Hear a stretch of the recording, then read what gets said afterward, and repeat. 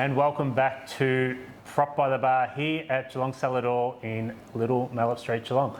Now, it's our first episode back in 2023 and I'm joined by Santa Claus here. Gareth. Oh, well, you know. Good to see you in civilian clothing. Well, you know, so you got to do your best to get into the festive spirit, Mike. Festive spirit. Well, welcome back, mate. Wait till Easter.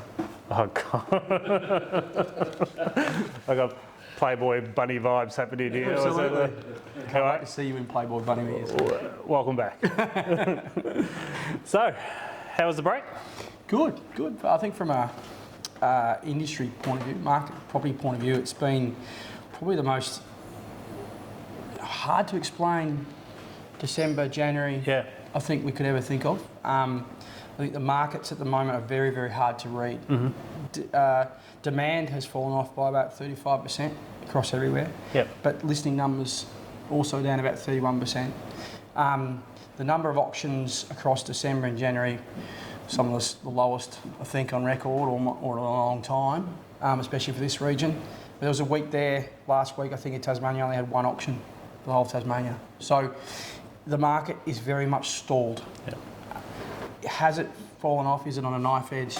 I don't particularly think it is. I think we're going through a correction, and a correction that we had to have. And I think that it's really difficult to see what's coming next, especially when the RBA is coming out saying they're going to do 3 more rate rises. The rate rises have obviously had a pinch on the property market, a big pinch. They've stopped the property market. Well, they haven't really instilled the market with any confidence how they've behaved the last 18 months or 12 months. And then, you know, Lowe basically at his Senate inquiry or his parliamentary chat last week where he admits he doesn't know where they're going to end. He doesn't get it, does he? But when you've got a salary of $30 million a year, whatever he's on, he probably doesn't quite get the lower man's issues here. But we've got literally starting to get to the point where people are at the breaking point in their mortgages. However, the banks are telling us that defaults haven't really increased so far. We're seeing that one of the biggest interesting parts is that APRA has its own criteria to slow things down, and they brought in their stuff quite a few months ago, but they basically put 3 percentage points above whatever you're applying for a home loan at 6%. They'll test you at 9% from a serviceability point of view, but both on principal and interest. So you might be getting a loan for 6%, you'll be getting tested at 9%. And there's not so many people that can afford $1 million loan at 9%. So what I have heard in the last couple of days is that there has been communication with the banks and APRA, and within the next week or 2 weeks, there'll be the banks are working at pulling those rates down, and APRA has approved to pull that cap rate down. So I don't know where that's going to end up. I suspect it'll come right back to 1.5% above where they need to be, which would be reasonable, and I think would instill some confidence back. Well, there's about a million people to come out of fixed rates this year alone. So 800,000 loans, and there's 38 billion worth of property that will impact over the this next little while. But what we, interestingly enough, is we're not seeing them default. What we're seeing is the banks and the customers actively going back to the banks, looking for the refinance and looking to restructure, to sell down to whatever in an orderly fashion. If we have orderly fashion, it's not a problem. We're not going to see a spike in the marketplace. If we have a rush of properties on the marketplace, we'll see a problem and a downturn. I don't think we're going to see that. I think the banks are very keen to work with people and to avoid that. Yeah, so it's an interesting time, because I think what I'm seeing, and you're probably seeing, is a big wait and see from both investors and sellers. Yeah, and I think let's shift the conversation commercially. I think traditionally the market will go to sleep towards the end of, heading towards Christmas. It's late to come back. We're sort of middle February as we're filming this now, and the market started to come back, but the supply-demand equation, there's very, very little commercial stock on the market at the moment. I'm starting to see this in the commercial market, where there's not enough supply to match the demand. And even though we've got less people looking, there's even less stock. And so we're getting some competition over good property and commercial still, and pushing those prices along. Industrial still keeps ticking along. It really hasn't slowed in terms of rate per square metre. Still ticking along and holding, and there's other parts of the market too, like pubs and other specialised properties are still going pretty hard too. So there's been some sales around the country and around Victoria of good hospitality venues still selling at good returns. So, there's it's still an interesting place. It's still a wait and see very much. It's hard to read. Well, we are growing, and there are some predictions for Geelong. The amount of growth, so the city has experienced unprecedented growth over the pandemic period, and they're quoting 500,000 people by 2047. That's up from 360 or 1,000 they quoted, so it's a huge increase in numbers. You wonder how they're going to sustain that amount of people coming to Geelong when we can't release blocks of land. Only if there was a framework. We can't build houses fast enough for that, and we can't get towers built because we can't get... I mean, it doesn't really matter which way you like it, if it's the windfall gains tax that slowed down the greenfield developments of new blocks of land, or it's the building taxes where every block of land released in these new estates costs 47% of it is a tax, right? How are we going to accommodate for this shift in population? We are right in the middle of the biggest migration shift our country's ever seen, even before the gold rush, and we still haven't got our heads around how to cope with that from a government point of view. But there's good stuff happening. Top 5 suburbs over the last year? Have to be all coastal. Aries Inlet? Yeah. Teesdale? Winchelsea? Well, Port Arlington and Lethbridge. Wow. Well, Lethbridge is definitely coming off a low base. Yeah. So look, those figures may be a little bit skewed. I want to say that I grew up right on the border of Meredith Lethbridge, so I'm basically Lethbridgian. Or Meredithian, whichever one you put it as. And I can say that Lethbridge's values were probably pretty low to start with. So Winchelsea. Winchelsea gone increased because of the pipeline and the road. Housing. And from a units perspective, it's Lara, Hamlin Heights, Port Arlington, Grovedale and Corio. We don't have units anywhere else. Yeah. So that's pretty easy, isn't it? Like, we don't do enough infill development of units developments either. If you want to get that 500,000 people target, infill developments outside the CBD is probably the way to go. What we are starting to see is a lot of development applications and developers buying blocks to start doing that. But they've been out of the market for 18 months, these guys, where there's, to buy blocks to build 2 or 3 units. And we're starting to see them starting to come back. We're starting to get a few plans coming through for 2 or 3 lot unit developments. I think the old traditional 2 or 3 bedroom unit developments have become profitable again. They were just not worth doing there for a long time. Now they're profitable again. You can make good money on them. Yep. So, we had a little bit of fun in December's episode with wackiest property and all that. It's given us a little bit of an idea. We're going to have a new segment in 2023 and we want the audience help with this. We have propped best real estate fails. All right, so just to give you one example, so Chris, if you can cue the photo on screen, we've got Bell Real Estate, great agency. Yep. How many agents does it take to proof a board? They've got the old performer there with dot point text, and somehow that board's gone up. So we want... that's not a local Bell stock. No, it's not. I'll preface that. There's none of this stuff that we're putting on this is from local agents, by the way. We're just... But if you do see... They all do an immaculate, amazing job locally. But if you do see a little bit of a gaffe or a blooper or something in the industry, please send it in and we'll feature it on Propped. So we might get into our interviews and I'm pretty excited about Danny Thomas, so director at Lord Real Estate, and he's an absolute giant of our industries. Yeah, and the thing is, he's been at all the big firms. He's at M3, CBRE. He's a valuer by trade. So he's jumped the fence. What happened? He saw where the money was, and he's jumped the fence. And he was running the head of CBRE's agri business for I think 9-10 years, and then he's gone out and set up with some private investors, set up Lord Property, and they have taken the agricultural market by storm.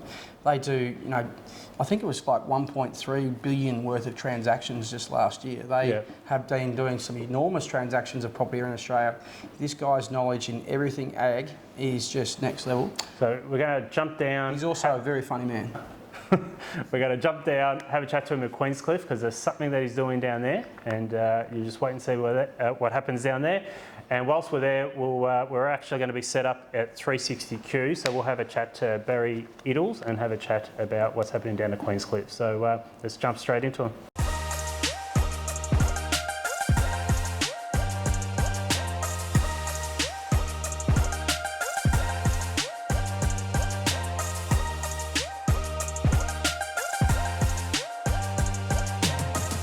Jesus, nice day, Mike. This place is beautiful.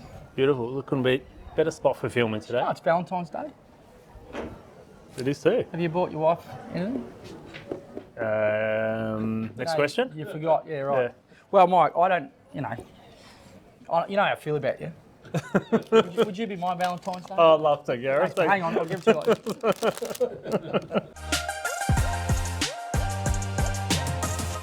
like Welcome back to Propped, and we're actually down here at 360Q down at the Queenscliff Harbour, and we'll touch on why we're down here in a moment. But thanks to Barry Iddles for looking after us today and hosting us, and we'll have a bit of a chat with Barry a little later on.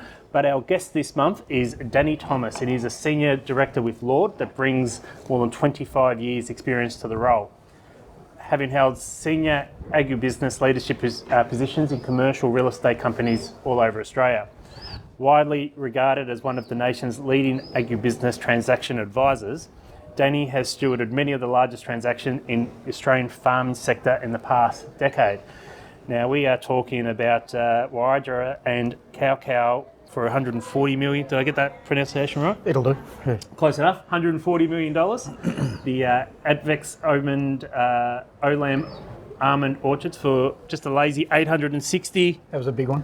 million. Yep. And Not a bad the transaction. Continental portfolio for 370 million. So I think Naomi Campbell once famously said she didn't get out of bed for $10,000 a day, but you're about $50 million a day by the sounds. I think it was Linda Evangelista. It was too. But you're so young, you might not know that. It's the older guys like me with 25 years that don't know that sort of stuff. you did. We read that well, Mike. The young clip will surpass the. Anyway, we'll move straight on. Anyway, welcome to Prop, Danny. Thank you, Michael. And I just thought you read that well, Mike. Like, I a did, bloke yeah. doesn't get out of Geelong very often to Well, read the the only names of bit- some of those farms. Well, the only bit that I didn't name I stuffed up. So You did well. I liked it. It's all good. And I think you a little understate our guest a little bit too, because Danny, from my perspective, is one of the most charismatic and knowledgeable blokes in the valuation fraternity that then crossed the line and stepped into the dark side and became a real estate agent. Well, we are dealing with real estate Yeah, royalty but not. here.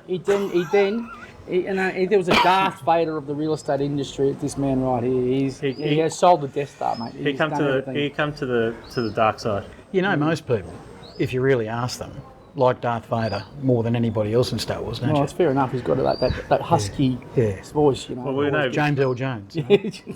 Luke, I am your father. Your father. Well, we know valuers are just real estate agents that don't have personality. That's correct, yeah. And so when you grow one, you've got to jump the fence. Yeah. Still working on that. So, the really big thing that Danny brings to this table is Myself. Danny. Yes, yourself, and also the fact that you are exposed to some of the biggest agri markets in the country, right across the country. Now, guests might find this a fascinating interview because I don't think it's very rare that you sort of get a chance to sit with someone who gets to see such a vast array of high-end agricultural property across the country. And your knowledge of that is just next level.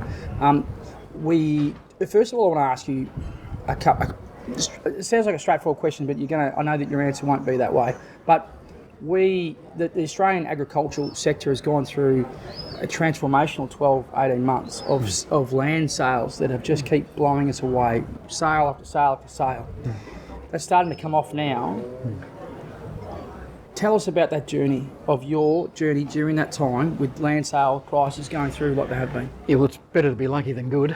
So we started our business in a period of time which was, the strongest market conditions I think anyone can sort of think about since probably the 1950s wall boom. So It's been absolutely remarkable. There's been, great liquidity in lending for land, lending for, livestock, crop, plant and equipment. You've had strong commodity prices and three unbelievable seasons with the La Nina that's been going on. So notwithstanding floods and all those things this year, the 2.5 of the 3 seasons, if you like, have been remarkable. And even this year, for those lucky enough not to have been flooded, they've had just a sensational yield. So even with high input costs and other things, so that the conditions have been extraordinary. It's amazing the conditions all come together. Ukraine war, commodity prices going through the roof, but also at the same time, cost of fuel, the cost of doing business going through the roof for some of these farmers as well. And yet at the same time, prices of land just kept going and going. Do you think land of farms has grown beyond what is the economical value of the land? People tell you for the last 100 years that's been the case. Gareth, and they all sort of, ponder and ruminate over economic value and what can the land earn. Yeah, those people coming in fresh, trying to buy a piece of land and get into to work economically in its own right, and not the market. The market are people who are, buying the adjacent properties, buying nearby properties, or buying a property looking for geographic diversity, who might be the outside money. And their motivations are all about future-proofing their business. Yep. So they're in there on an historical cost. They're accessing debt and making logical decisions about, how to make sure that their whole business stays across or ahead of the cost-price squeeze, decades from now. A lot of them are making room for family members that want to come home. We haven't seen that trend for a lot of years. No. When you and I were growing up, I'll pretend I'm as young as you. When you and I were growing up, Not much difference. you're just better kept. That's it. Yeah. When you and I were growing up, we were all encouraged to go off to uni and do anything except do anything except agriculture. In the last 10 years, people have been encouraged to go away and work in mining and other high tech areas. But for the last 3 or 4 years, there's been an overwhelming return to the bush. I think COVID's helped some of that as well. Yeah. And people having a think about what they really want to do and what they get fulfilment out of, and it's easy to feel fulfilled when you're getting a good earn as well. I grew up on a farm. I grew up on 2,500 acres, and it was in the 90s, 80s, 90s, and it was hard yards. My parents really struggled through droughts. Recession, all that sort of stuff. It didn't earn them a lot of money at that time. I mean, certainly come home to roost now, but it was hard growing up. But one of the things I remember about it was that we did it as a family, and it was all together as a family. And so if you ran a farm, you got to see your kids and your wife every day. They were part of the family. So they helped on the farm, but at least you did it all together. That's right. And that's one of the great attractions to agriculture, isn't it? Yeah, and that's still the case. I mean, some of the most successful people in agriculture at the time are family farmers who are anything but family farmers. The most successful people and the guys that we really enjoy working with are really family corporates now. They're multi-generational families that have just made extraordinary money. The way they've invested in their land, developed, change of land use. Cotton industry is a great, example of that. There are some families in the cotton industry that then have gone and stepped into, beef at scale and those sorts of things that are making a lot of money. And it seems like a straightforward, you're a farmer of this, you're a farmer of that, but it's actually not anymore. It's become a lot more complex. It is. In that... quite sophisticated. Yeah, very sophisticated industries. And with people looking at land and peeling it back to what the highest and best use is, not so much the situ use. And that's in such cases as dairy farms that no longer yield as much for a dairy farm. They might be better off turned to beef. Things like as land up north with that you'd be very familiar with, where you've got your land, which is better off done for nuts and other things about it. Tell us about your farm.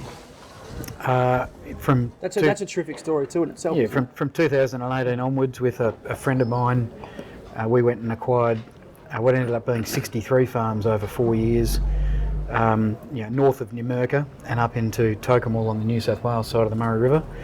And that portfolio we put together, north to south, is about 50 kilometres apart, runs about 20 kilometres east to west. And we amalgamated all those holdings, and 3/4 of those holdings used to milk a lot of dairy cows. It would have been 15 or 20,000 dairy cows milked on the land that we now own. We don't milk any dairy cows.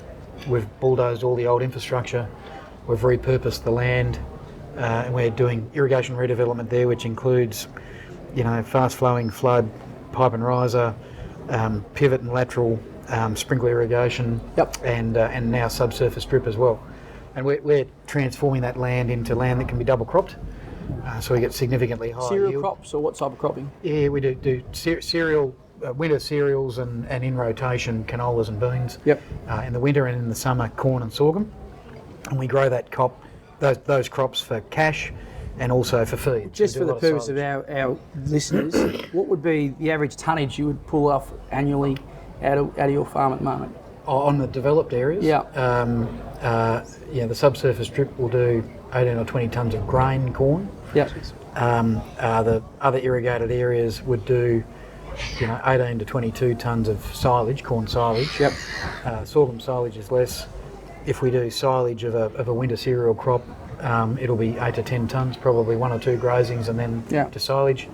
The grain yields will be 6 to 8 tonnes. Yep. If we go to grain. So in that transformation, you've taken a farm from one commodity use, you've brought them together, you're getting much bigger yields out of the whole lot, and you've also diversified the product. So you've not just got one type of product, you've got multiple. So you're not just you're not as at risk as much of those commodities. And we've also renovated most of the 61 homes on the portfolio, and they're out there now in the community as a part of the rental pool. Some of them house itinerant workers that work in the local glass houses and those sorts of things, and we've got 24 houses, I think, for our staff. And why I wanted you to tell me about this, because it's a great example of sophisticated farming, taking over, amalgamating farms, taking over and turning that into sophisticated farming. And that's why I wanted you to bring that example out, because it's a fantastic thing you've done there. And all credit to you for taking your hat off and having a crack at that. That's a huge amount of land.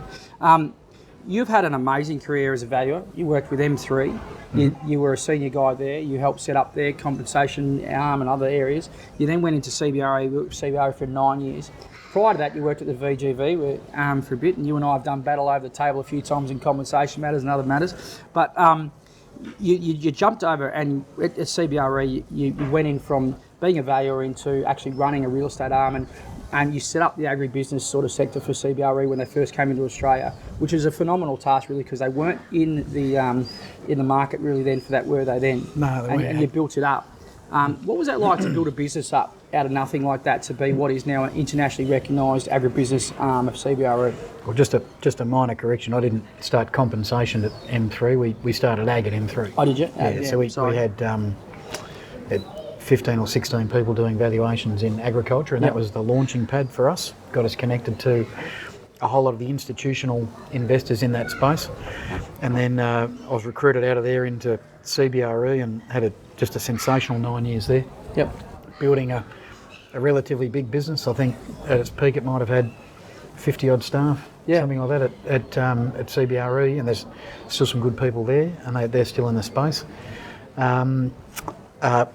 Taking the jump from being a valuer to being an agent actually gives you between us, so you can get the bit of both. gives you much more respect for what agents do. So lots of valuers think that agents are fairly shallow, full of shit mostly. Often, and don't understand. Love all you guys, agents. Don't mean it. Don't understand the brief and don't get across the detail. And for some of us that is correct. But the things that go into doing a deal, putting the planks and limbs of a transaction into place are fairly complicated. Yeah. And the more money that's involved, the more complicated it typically is, because you're dealing with often more sophisticated groups or people who need a number of approvals to get something done, and have a whole lot of diligence gates and windows that they need to get through. So your investment in time and energy and the investment of your vendors is very significant. So you're notable as a valuer.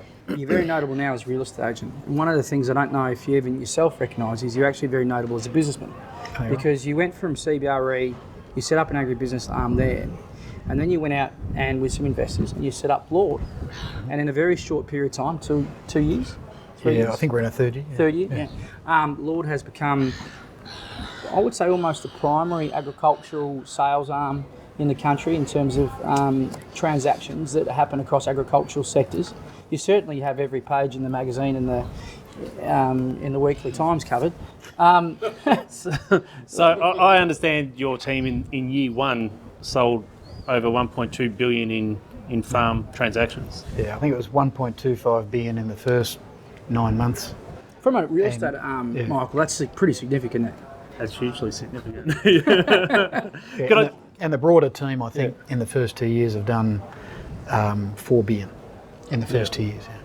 Yeah, massive numbers. Yeah, they're big numbers. Can I just ask you, alluded to it earlier in the conversation about the COVID years have been kind to the agribusiness. What's been the change in, I guess, money patterns in terms of outside investment? I know China, we've had a strained relationship with China over the last couple of years. Yeah. Has there been any new money coming into the market? Yeah, most of that's, it's overwhelmingly North American. Yeah. Most of it's Canadian. So there's Canadian pension funds who have been very, very active in Australia. One of the largest investors would have, $6 or $7 billion now deployed across their platforms. They have platform partners, and they're in all the major sectors. Dryland cropping, irrigated cropping, particularly for cotton, dairy, significant investors in dairy. And there's a couple of the other Canadian pensions that are not that far behind them. Yep. They all love horticulture. Right. So if it's avocados and almonds and those sorts of things that they're familiar with, they love that, and access to water. But then you've got, behind them, groups of Europeans, very sophisticated European investors, with long-dated liabilities as well, that are getting set in ag, really like ag, and think we're as cheap as chips compared to where they are at home. Yeah, right. The waves of capital that came out of China, up until about 4 years ago, that was sort of, just Chinese oligarchs, the right way to talk about them. The billionaire Chinese guys that were putting money, with permission, putting money to work in Australian agriculture. We've sold assets for a whole lot of those guys, and a whole lot of the big real estate companies that they've left. They've since sold them and gone out. Which is why I can never understand why everybody has so much anxiety about The foreign Chinese, investment. they come in and buy. They buy, they're here for 10 years, they go on. Yeah. So, but there are some new waves of Chinese money coming out from corporates and others that have a real and genuine need to want to be in the supply chain. Yep. And we just sold a cotton property in the Riverina called Gunderline for what I think is a record $121 million to a Chinese-Japanese owned company that's a shirt maker. Yeah, right. And a whole lot of So this... will they use the cotton from the farm? That's right. Like a whole lot of this premiumisation that's going on in agricultural supply chains everywhere, Wagyu and sheep and everything else.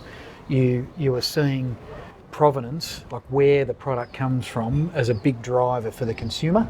Yep. And so to meet that consumer need, these guys have gone and bought a property where they can say, we grew our own cotton, we grew it ethically, we have a carbon, bent in terms of making sure that that's offset, and we're sequestering carbon in the property, and so that's the new frontier. I think we're going to see a lot more of that. And is the environmental?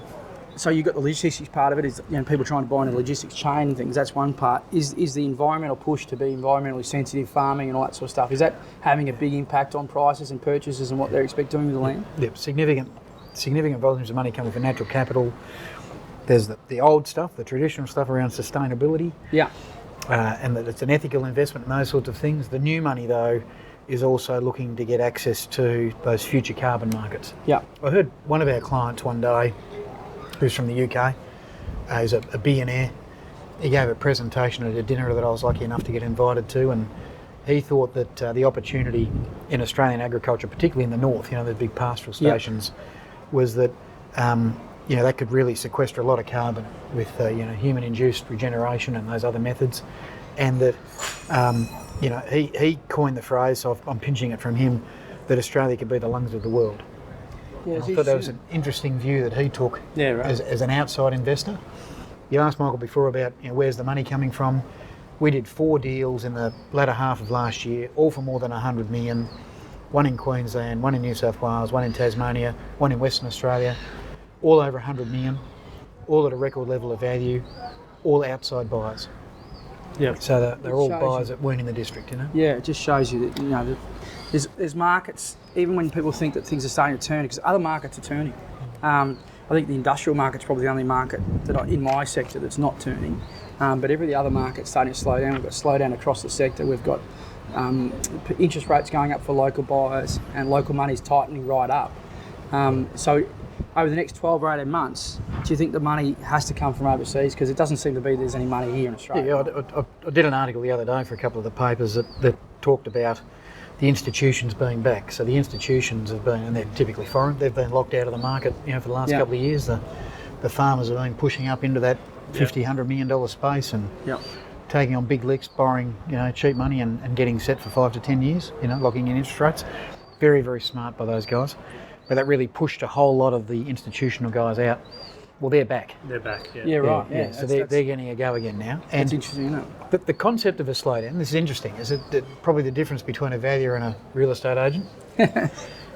When you're in there doing deals and you know who the inquiry is coming from, to contrast the market and sort of some of what you're talking about there, when the market's hot, you've got 8 or 10 buyers for a property. Yeah. And that's when you see those breakout levels of value. That's when you do an EOI. Yeah. Because it's so good, because every second one will have a breakout 1 or 2 bids that are 20 or 25%, 30% higher than everybody else. Yep. And that's when you see those big step changes in value, you know?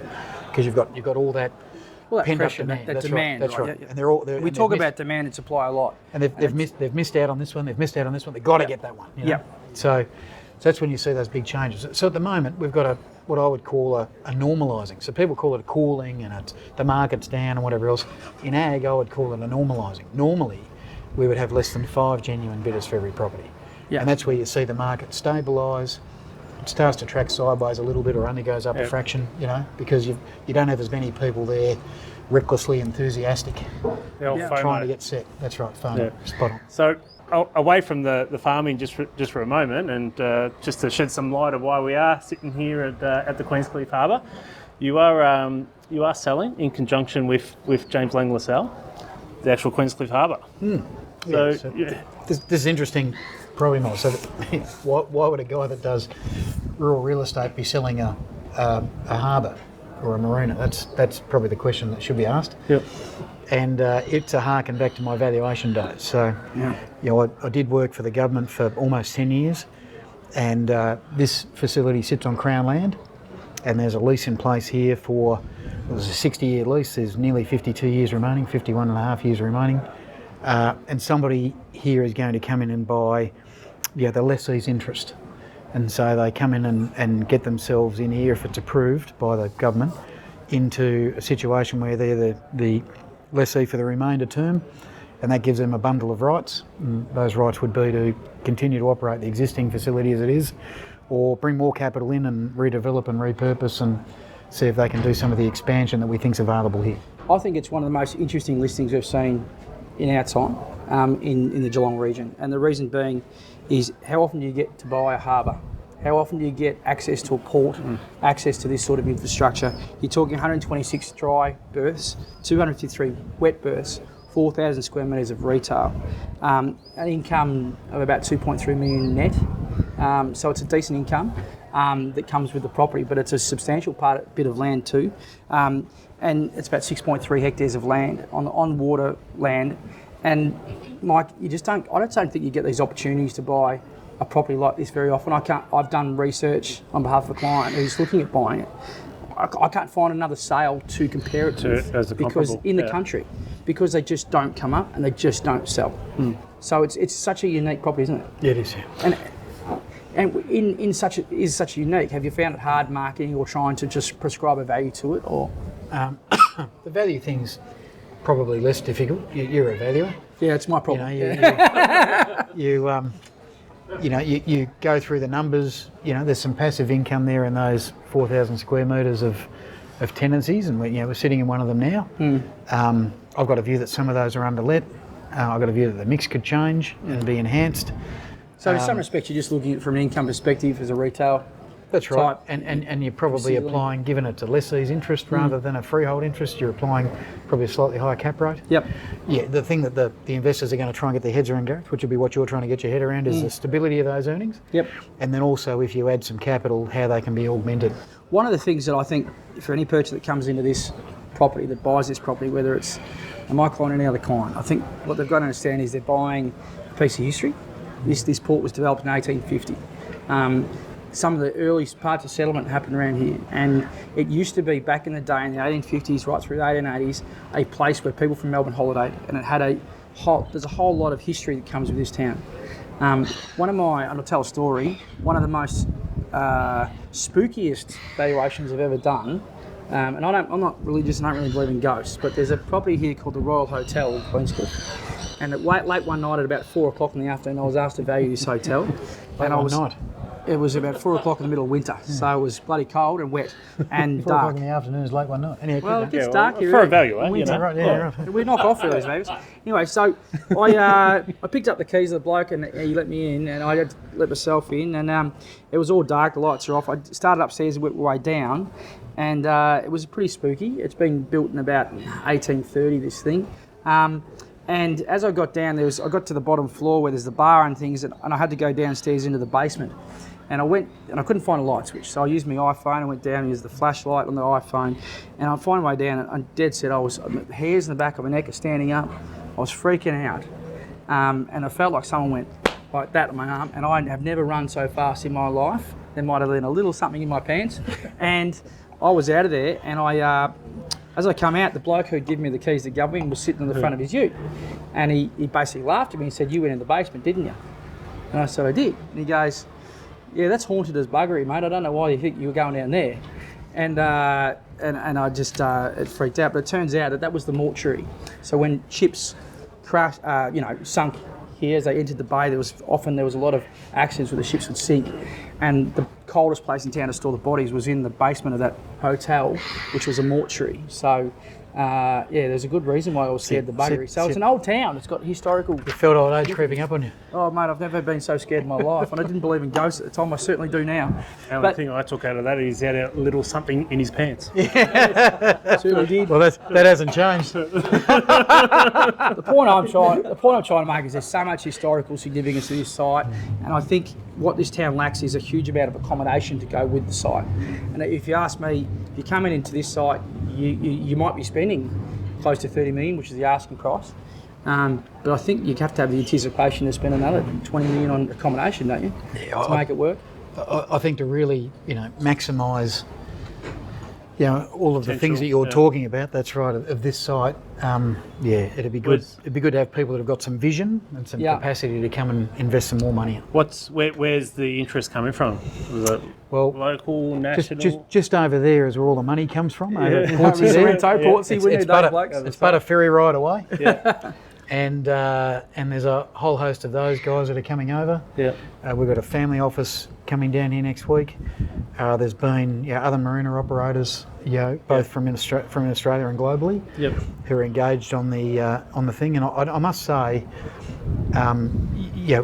the exposure that the site has had has been like nothing I've ever seen. I've been around for a little while, and this has gone global, and it's really captured people's interest, and that's quite positive, because Melbourne's not known as a sort of a boating place, People think about marinas and whatever else. No, it's bloody cold. I don't know why you want to be on a boat. They think about Sydney and other places, but I think it's part of a trend and a theme we're seeing, particularly post-COVID, where more and more people are looking to spend more quality time with family or enjoy their lives a bit more. It's really made people reflect on how they're spending their time, and I think there's a real wave of money that's coming into this sort of lifestyle. Well, Danny, I think it's an amazing asset. It's an amazing opportunity for anybody that comes in, and I'm looking forward to seeing what happens with it. I think Mike as well, and I think everybody in Geelong, our region, where we operate, has got eyes on this sale. So thanks very much for coming and talking to us about it. Thanks very much for telling us about yourself and your history with ag. I think that's another part that our viewers don't get to see very often, that aspect. So, mate, I don't know how to thank you. Thank you very much. Thanks, gentlemen. Thanks for your time. Thank you very much. Thank you. Cheers. Thanks for joining us on Propped. A couple of Chardonnay sipping real estate agents.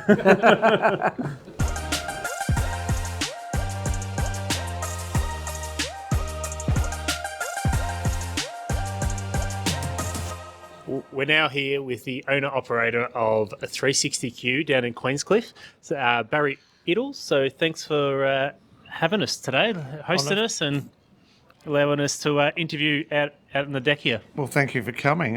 It's a great place to be interviewed, I think. I couldn't think of a better place on a beautiful day like this. So you've been here for 6 years now? A bit over 6 years. It's felt more than 6?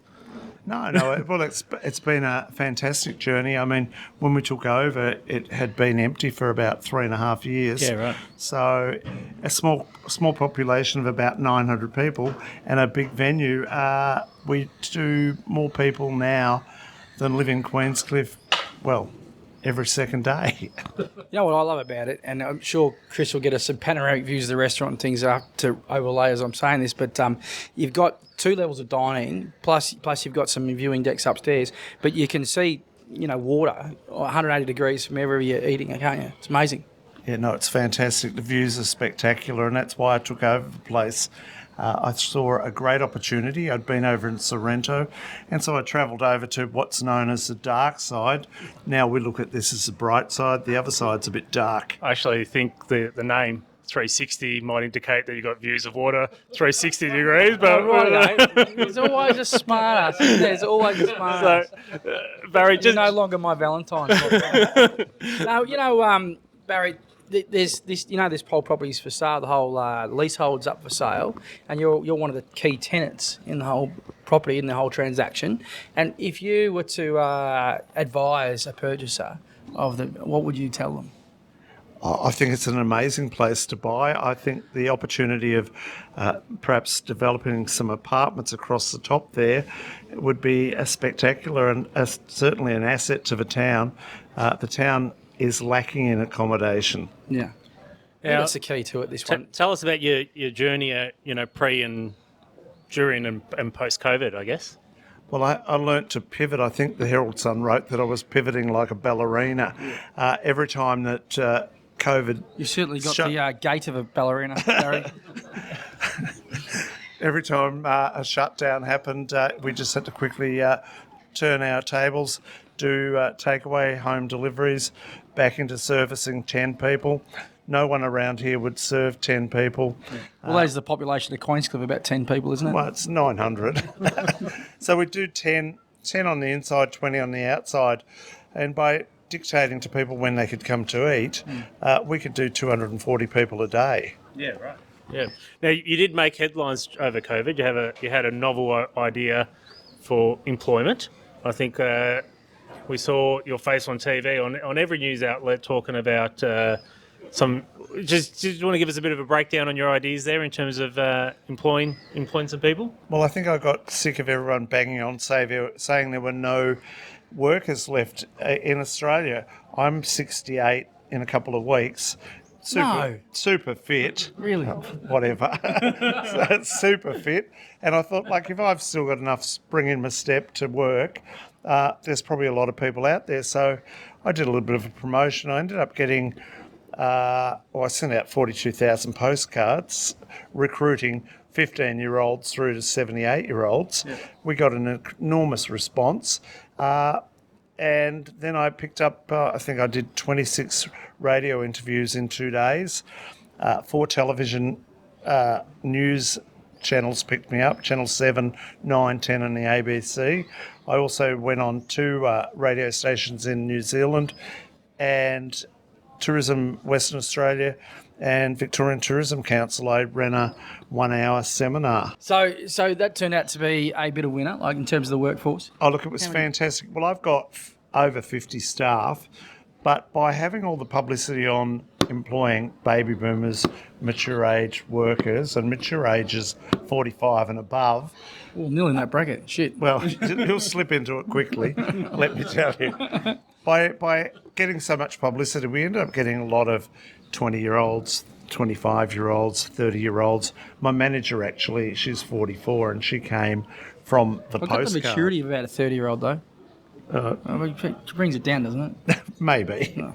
But my most senior member is 78, and she swims and bodyboards at Ocean Grove every day of the week. That's great. Well, Barry, thanks again for hosting us today. And if you haven't been down to 360 Q, make sure you get down here. Food and the views are sensational. So you can see the water from 360 degrees, apparently. Not 180. 180. Yeah. Well, it's a double 180. Anyway, is that how it works? Double 180. Double 180. Anyway, thanks again, Barry. Cheers. Thanks, Barry. Well done.